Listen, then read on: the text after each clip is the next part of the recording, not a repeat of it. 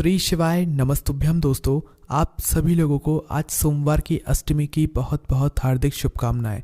दोस्तों, आज सोमवार की अष्टमी का दिन है और इस दिन को सभी लोग 5 दीपक वाला उपाय ज़रूर करने वाले हैं, जिसके लिए दोस्तों आप लोगों के पास अभी भी पूरा दिन है कि भाई आप इस 5 दीपक वाले उपाय को पूरा दिन अच्छे से समझ सकते हो और शाम को जाकर प्रदोष काल में जाकर आप इस 5 दीपक वाले उपाय को कर सकते हो, क्योंकि इस उपाय को करने का जो समय है वो शाम का ही समय है, प्रदोष काल का ही समय है, इसके अलावा और कभी नहीं कर सकते। तो दोस्तों, सबसे अच्छी बात यह है इस उपाय को करने की, अगर आप आज के दिन सोमवार की अष्टमी के दिन इस 5 दीपक वाले उपाय को कर लेते हो तो निश्चित सी बात है कि भगवान शिव जी आपसे प्रसन्न तो होंगे ही होंगे, पर जो आपकी मनोकामना होगी उसे बहुत जल्दी वो पूर्ण करेंगे और जो भी आपकी मनोकामना होगी उसे बहुत बड़ा करके भी यहाँ पर भगवान शिव जी पूर्ण करेंगे।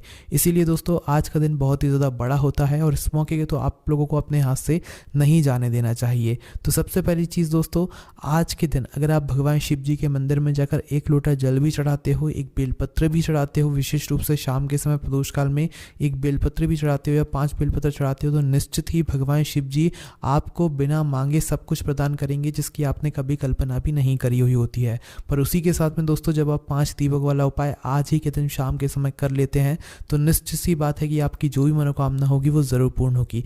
इसी के साथ में दोस्तों, अब हम समझते हैं कि ये 5 दीपक वाला उपाय आज सोमवार की अष्टमी के दिन आप लोगों को कैसे करना है। तो देखिए, सीधी सी बात है, 5 दीपक वाला उपाय है तो इसमें हमें 5 दीपकों की तो आवश्यकता पड़ेगी ही पड़ेगी। पर उसके पहले दोस्तों, हमें ये जानना होगा कि ये 5 दीपक वाला उपाय आखिर करना किसको है। तो देखिए, घर परिवार के सभी सदस्यों को ये वाला उपाय करना ज़रूरी नहीं है। घर का कोई भी एक मुख्य सदस्य जो होता है माताओं बहनों में से, भाई वह इस उपाय को कर सकता है, सबको करने की ज़रूरत नहीं है। क्योंकि अगर घर की मुख्य माता बहनों में से कोई भी एक माता बहन जो है इस 5 दीपक वाले उपाय को कर लेगी तो भाई उसके परिवार के पूरे सदस्यजनों को इस उपाय को करने का फल मिल जाएगा। ठीक है, इतना प्रभाव है इस 5 दीपक वाले उपाय का। तो आपको करना क्या है, देखिए, जो उपाय करेगा वही उपाय की तैयारी भी करेगा। ठीक है, तो माताओं बहनों को ही जो है इस उपाय की तैयारी भी करना है। तो देखिए, जब भी आप शाम के समय प्रदोष काल में उपाय को करने जाएं तो भाई उसके कुछ समय पहले ही आप लोग उपाय की तैयारी को कर लें। और शाम का समय प्रदोष काल का अभी आप लोग समय सुन लीजिए कि भाई कब से कब तक के बीच में आप लोगों को ये वाला उपाय करना है। तो देखिए, हम आपको यहाँ पर बता दें, शाम का समय या प्रदोष काल का जो समय होता है वो शाम की 6 बजे से लेकर 7 बजे के बीच का होता है। इस बीच में आप लोग कभी भी इस वाले उपाय को कर सकते हो। पर किसी कारणवश आप लोग लेट हो जाते हो घर आने में, या आप कहीं काम पर गए हुए होंगे तो भाई आप घर आने में लेट हो जाते हो, तो भाई आप 7:30 या रात 8 बजे तक भी इस उपाय को कर सकते हो। और अगर किसी कारणवश बहुत आपने कोशिश करने के बाद भी 8 बजे से भी थोड़ी देरी हो जाती है तो भी भाई उपाय को ज़रूर कर लेना, क्योंकि सोमवार की अष्टमी के दिन काफ़ी महीनों बाद आता है, ऐसे बार बार नहीं आता है, बहुत दिनों बाद एक सोमवार की अष्टमी आती है। तो इसलिए ऐसे मौके तो आप लोगों को अपने हाथ से नहीं जाने देना चाहिए। इस बात का भी आप लोगों को विशेष रूप से ध्यान रखना है। ठीक है, तो यहाँ पर आपको ये बात भी समझ आ गई होगी। अब हम जानते हैं उपाय को कैसे आप लोगों को यहाँ पर करना है। तो देखिए, सबसे पहले हमें 5 दीपकों की यहाँ पर आवश्यकता पड़ेगी। अब ये जो 5 दीपक आप लोग लोगे, ये आटे के लोगे या मिट्टी के लोगे, ये बहुत बड़ा प्रश्न है। तो दोस्तों, हम आपको यहाँ पर बता दें, ये जो 5 दीपक आप लोग उपाय के लोगे, ये आप लोगों को विशेष रूप से लेने हैं आटे के। किस चीज़ के लोगे, आटे के दीपक लोगे आप, ये वाले, है ना। इस बात का आप लोगों को विशेष रूप से ध्यान रखना है ना। अब अगर मिट्टी के भी लेना चाहो तो वह मिट्टी के नए दीपक होने चाहिए, तो जो कि इस वक्त जो है सभी लोगों के पास उपस्थित नहीं होंगे। तो इससे अच्छा ये है कि हम इस 5 दीपक वाले उपाय में 5 आटे के दीपक तैयार करें।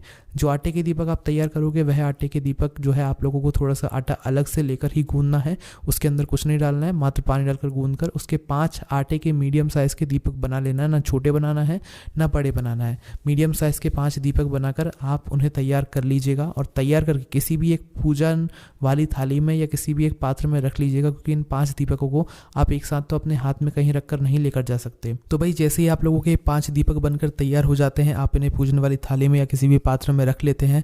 अब बारी आती है इसके अंदर कौन सी बातें हम लोगों को रखना है। तो देखिए, भगवान शिव जी के कार्यों में हमेशा गोल बत्ती का प्रयोग होता है, ये बात आप सभी लोग अच्छे से जानते ही जानते होंगे ना। तो यहाँ पर आप लोगों को करना क्या है कि गोल बत्ती जो आप लोग लोगे वो विशेष रूप से आप अपने घर पर बनी हुई ही लेना। अगर आप गोल बत्ती बाजार की ले रहे हो तो हो सकता है कि भाई भगवान ज़्यादा प्रसन्न आपसे ना हो, पर अगर आप लोग अपनी ही रुई से अपने ही हाथों से 5 गोल बत्तियाँ बनाओगे और उन गोल बत्तियों को एक गोल बत्ती को जो है इन 5 दीपकों के अंदर एक रख दोगे और इसके बाद में शुद्ध देसी गाय का घी डालोगे, तो भाई निश्चित सी बात है कि भाई ये जो आपके 5 दीपक हैं ये बहुत अच्छी तरीके से तैयार हो जाएंगे, जिनसे भगवान प्रसन्न ज़रूर होंगे। अब दोस्तों यहाँ पर जो आप गोलबाती तो रख दोगे, गोलबाती रखने के बाद जो शुद्ध देसी गाय का घी डालोगे, सिर्फ आपको यही डालना है। शुद्ध देसी गाय के घी के अलावा अगर आप भैंस का घी डालोगे तो हो सकता है भाई उपाय का आपको उतना प्रभाव ना मिले, है ना। या आप बाजार का मिलावटी घी डाल दोगे तो वो भी हो सकता है कि भाई आपको मतलब उपाय का पूर्ण फल ना मिले। तो इससे अच्छा यही है कि थोड़ा आप लोग ढूंढने की कोशिश करें, आपको शुद्ध देसी गाय का घी ज़रूर मिलेगा। फिर उस शुद्ध देसी गाय के घी को आपको थोड़ा थोड़ा इन 5 दीपकों के अंदर डाल देना है, ठीक है। और रुई की बत्ती जो है, गोल बत्ती, वो आप अपने हाथों से बनाए तो ज़्यादा बेहतर है। बाकी बाजार की भी रख सकते हैं, कोई दिक्कत वाली बात नहीं है, है ना। तो जैसे ही आप लोगों के ये 5 दीपक तैयार होते हैं, आप गोल बत्ती बना लेते हैं, आप शुद्ध देसी गाय का घी इनके अंदर डाल लेते हैं, आपके ये 5 दीपक तैयार हो जाते हैं उपाय के लिए। अब भाई जब भी आप इस उपाय को करने के लिए मतलब निकल रहे हो शाम के समय, तो भाई उससे पहले आप कुछ बातों का ध्यान विशेष रूप से रख लीजिएगा कि जो 5 दीपक आप लोग जलाओगे, जहाँ जहाँ पर भी जलाओगे, भाई इन दीपकों को जलाने के लिए आप किसी और से माचिस नहीं लोगे। अगर लोगे तो भाई इस उपाय को करने के बाद उससे भी मिल जाएगा। इसलिए अपनी माचिस अपने ही घर से लेकर जाना, भूलकर बिल्कुल भी मत जाना, ठीक है। इस बात का ध्यान रखना। और जहाँ जहाँ पर भी हम आपको ये दीपक रखने के लिए बता रहे हैं, अगर हो सके तो भाई वहाँ पर आप लोग या तो कुछ चावल के दाने लेकर जा सकते हो अपने साथ में, या तो कुछ फूल की पंखुड़ियाँ लेकर जा सकते हो, ठीक है। या आपके ऊपर है, चाहो तो लेकर जा सकते हो। इस बात का ध्यान रखना। इन सभी बातों को ध्यान में रखते हुए, शाम के समय शुद्धता का ध्यान रखते हुए आप लोग भगवान शिव जी के मंदिर सबसे पहले नंबर पर पहुँच जाओ, ठीक है, अपने घर से निकलकर, क्योंकि पहले नंबर का जो दीपक है वो भगवान शिव जी के मंदिर में ही लगेगा। तो आपको करना क्या है, आपके घर के आसपास जो भी शिव मंदिर हो, शिवालय हो, जहाँ पर शिवलिंग विराजित हो, सबसे पहले अपनी इस पूजन की थाली को, जिसके अंदर आपने 5 दीपक रखे हुए हैं, इसको लेकर शिव जी के मंदिर पहुंच जाना है। शिव जी के मंदिर के अंदर पहुंचकर शिव जी के दर्शन करके आप लोगों को भगवान शिव जी की शिवलिंग के पास में या सामने आसपास कहीं पर भी बैठ जाना है। और बैठने के बाद अपने पहले दीपक को अपनी ही उस पूजन थाली के अंदर अपनी ही माचिस से जलाना है, और दीपक को जलाकर उस दीपक को वहां से उठाकर शिवलिंग के पास में रख देना है। आप चाहो तो इस दीपक से आरती भी उतार सकते हो, कोई दिक्कत वाली बात नहीं है ना। और दीपक को थोड़ा शिवलिंग की से इतनी दूरी बनाकर रखना कि शिव जी को उस दीपक की आंच ना लगे। इस बात का आप लोग ध्यान रखना, क्योंकि हम ये उपाय भगवान शिव जी को प्रसन्न करने के लिए कर रहे हैं, तो भाई उनको आंच नहीं लगनी चाहिए, है ना। तो पहले दीपक जैसे ही आप लोग भगवान शिव जी के मंदिर में जलाकर रख देते हो, उसके बाद में आप लोग भगवान शिव जी से अपनी वह मनोकामना बोलना जिसके लिए आप लोग अपना यह वाला उपाय कर रहे हो, या जो भी आपकी विनती है वो आप लोग कर लेना। ये जो भी दुख और परेशानियां हैं वो बोल देना, है ना। आप कोई भी एक मनोकामना के लिए अपना ये वाला उपाय करना, कोई भी एक मनोकामना इस पहले वाले दीपक को जलाते समय बोल देना। अब बात आती है दूसरे दीपक की। तो पहले दीपक को जलाने के बाद भगवान शिव जी के दर्शन करने के बाद आप शिव जी के मंदिर से बाहर निकल जाना।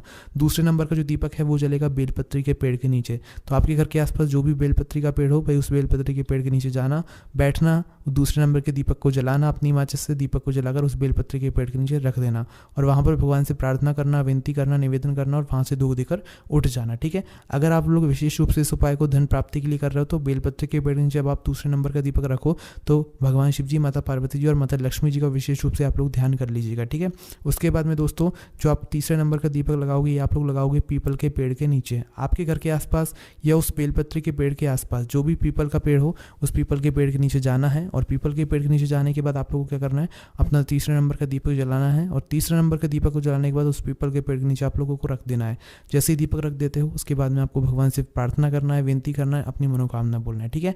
अब यहाँ पर आपके कुल मिलाकर 3 दीपक जल चुके हैं। अब बचे हैं आपके पास 2 दीपक, जिसमें जो चौथा दीपक है, ये चौथे दीपक को लेकर आप लोग जाओगे किसी भी आंवले के पेड़ के नीचे, ठीक है।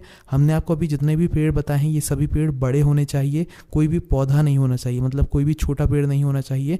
ये जो दीपक हैं ये सभी बड़े पेड़ के नीचे ही लगेंगे, ठीक है। उसी प्रकार से चौथे नंबर का दीपक आपको आंवले के पेड़ के नीचे लेकर आना है, और आंवले के पेड़ के नीचे बैठकर चौथे नंबर के दीपक को जलाकर आंवले के पेड़ के नीचे रख देना है। अगर किसी कारणवश आपके यहाँ आंवले का पेड़ नहीं है, भाई बहुत सारे लोगों ने ये प्रश्न किया कि भाई हमारे घर के आसपास तो आंवले का पेड़ है ही नहीं, तो उस समय पर आप लोग ये कर सकते हो कि आंवले के पेड़ की जगह आप लोग चौथे नंबर के दीपक को जो है शमी के पेड़ के नीचे भी रख सकते हो। सिर्फ चौथे नंबर के दीपक में आपको ये ऑप्शन मिल रहा है ना, जो कि आप लोगों को शमी के पेड़ के नीचे आप लोग रख सकते हो अगर आंवले का पेड़ नहीं है ना, इस चौथे नंबर के दीपक को। अब यहाँ पर आपने 4 दीपक जला दिए हैं पूर्ण रूप से। अब आपके पास बचा है 5वां और आखिरी नंबर का दीपक। तो भाई इस 5वें दीपक को लेकर आपको कहीं और नहीं, अपने ही घर के मुख्य द्वार पर जाना है, ठीक है। कहाँ पर जाओगे, अपने ही घर के मुख्य द्वार पर जाना है, और अपने घर के मुख्य द्वार या मेन गेट पर आकर रुक जाना है, ठीक है। अगर आप किसी मल्टीज़ में या किसी किराए के घर में रहते हैं, तो भाई आपके मल्टीज़ का वो आखिरी गेट जिससे आप अंदर बाहर जाते हो, या आपके किराए का वो गेट घर मतलब आखिरी गेट जिससे आप अंदर बाहर जाते हो, भाई वहाँ पर आप लोग जाकर खड़े हो जाना। अभी घर के अंदर प्रवेश मत करना, ठीक है। घर के बाहर से ही खड़े होकर देखना कि भाई आपका सीधा हाथ कौन सा है, मतलब बाहर से खड़े होकर अपने घर को देखना कि आपका सीधा हाथ कौन सा है। उस सीधे हाथ की चौखट की साइड में आप लोगों को बैठ जाना और उस सीधे हाथ की चौखट पर आप लोगों को क्या करना है, अपने घर के मुख्य द्वार पर अपना यह 5वें नंबर का या आखिरी नंबर का जो दीपक है इसको जला देना है। जब आप इसको दीपक को जला रहे हो तो भाई आप भगवान से अपनी वह मनोकामना जरूर बोलना जिसके लिए आप लोग अपना यह वाला उपाय कर रहे हो, ठीक है। विशेष रूप से पहले दीपक को जलाते समय अपनी एक वह मनोकामना बोलना और विशेष रूप से आखिरी दीपक या 5वें दीपक को अपने घर के मुख्य द्वार के राइट हैंड साइड पर दीपक को जलाते समय अपनी मनोकामना जरूर बोल देना और भगवान का नाम लेते हुए आप अपने घर के अंदर प्रवेश कर जाना और आपका ये वाला उपाय पूर्ण हो जाता है, ठीक है। इस उपाय को करते समय इस बात का ध्यान रखना कि जैसे जैसे हमने आपको 5 दीपक लाइन से लगाने के लिए बताया वैसे ही आप लोगों को लगाना है। पहले आपको जो है शिव जी के मंदिर में, फिर दूसरे नंबर पर बेलपत्र के पेड़ के नीचे, फिर पीपल के पेड़ के नीचे, फिर आंवले के पेड़ के नीचे या शमी के पेड़ के नीचे, फिर आखिरी में आपको अपने घर के मुख्य द्वार के राइट हैंड साइड पर आपको ये दीपक लगाना है। इसी तरीके से आप लोग ये दीपक लगेगा और अपनी मनोकामना भगवान शिव जी से बोल दीजिएगा। आपकी विनती या आपकी मनोकामना या आपकी दुख और परेशानी ज़रूर दूर होगी, आपकी मनोकामनाएं भी ज़रूर पूर्ण होगी। बाकी दोस्तों हमने आपको हमारे व्हाट्सएप चैनल की लिंक डिस्क्रिप्शन में दी है, वहाँ पर आप लोगों को इस उपाय को बहुत अच्छे से पढ़ने के लिए मिल जाएगा। साथ ही हमारी वेबसाइट भोलेनाथभक्ति.com है जो कि आप लोग गूगल पर जाकर सर्च कर सकते हो और इस उपाय को आराम से बैठकर पढ़ सकते हो। लिंक हम आपको डिस्क्रिप्शन में दे देंगे। कोई भी दिक्कत समस्या परेशानी आती है आपको इस उपाय को करने में तो उसे आप हमसे कमेंट करके पूछ सकते हैं। ओम नमः शिवाय, जय भोले, श्री शिवाय, नमस्तुभ्यम।